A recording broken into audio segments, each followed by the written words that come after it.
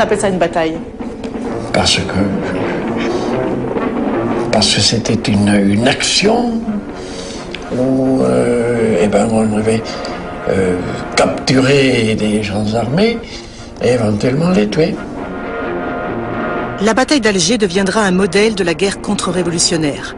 De janvier à septembre 1957, les Français inventent ou systématisent des techniques militaires qui resteront longtemps secrètes.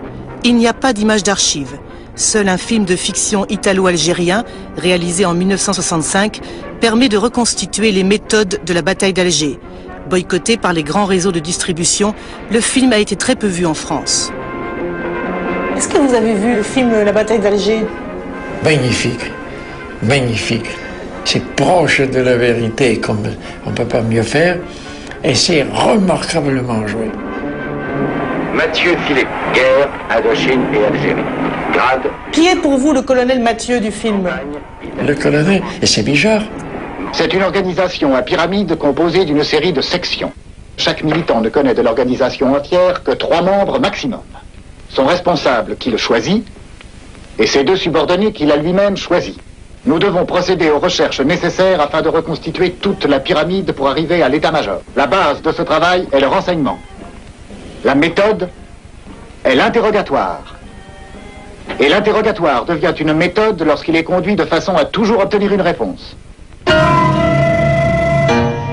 Vous pouvez démarrer par le colleur d'affiche, quel est ton chef? Il faut trouver le chef. Puis après, il faut remonter les filières.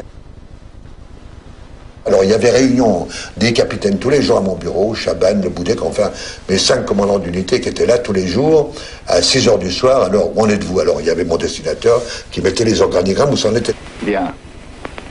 C'est du bon travail. Là, il y a un vide, il faudrait le retrouver. Mais il n'est pas sur ma compagnie, il est sur l'autre. Ben alors, je disais à l'autre, autorisez votre copain à aller le prendre. Enfin, voyez-vous, on allait où était le type. On nous a dit qu'il faut briser la capacité du FLN à commettre des attentats. Et pour ça, il faut avoir les renseignements à tout prix, à tout prix. Et pour vous, ça voulait dire éventuellement l'usage de la torture? Quelle question, y compris la torture. J'avais donné des ordres en disant, mes hommes, vous agirez à bloc contre les vrais poseurs de bombes. Et si ça vous sont les bombes, interrogez-les durement. Pas question de leur crever un œil ni de leur couper les oreilles, mais ce qu'on a appelé la gégène, quoi. Que je ne pourrais pas faire, mais mes subordonnés l'ont fait. Et je découvrais, j'ai dit, le responsable du régiment, c'est moi.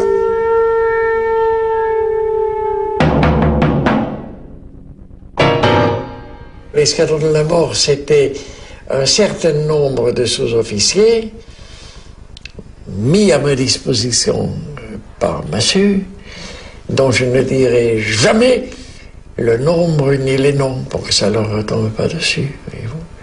Déjà, on employait ce terme-là à l'époque, déjà pendant la bataille d'Alger? Oui, oui. Ah, ton escadron de la mort. Moi, je passais la nuit dehors.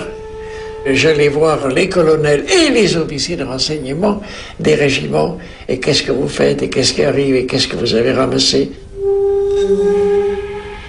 On tient le type qui veut poser les bombes, on le secoue pour qu'il donne tous les renseignements qu'il peut donner. Et puis s'il ne peut pas tout donner, à force il a fini. Ben celui-là on n'en sortira rien. Voilà. Donc vous faisiez disparaître? Et il disparaît.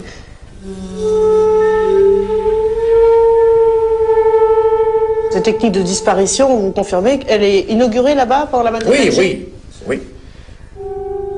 Escadron de la mort, disparu, ces méthodes ont donc été inventées en Algérie. À l'époque, seul Paul Tedjen, le préfet de police d'Alger, avait dénoncé l'existence de disparus parmi les 24 000 prisonniers qu'il avait officiellement enregistrés.